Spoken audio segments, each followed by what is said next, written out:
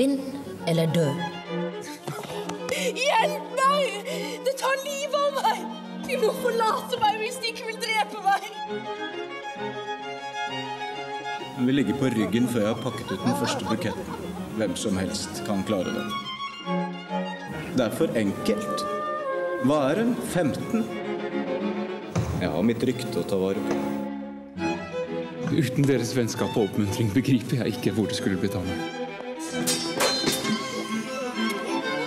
Å håpe på lykke i kjærlighet er en sikker vei til sorg. Nei, vær så snill, ikke gjør det! Kjærlighet er noe man bruker, ikke noe man synker ned i som kvikksand. Nå er det nok.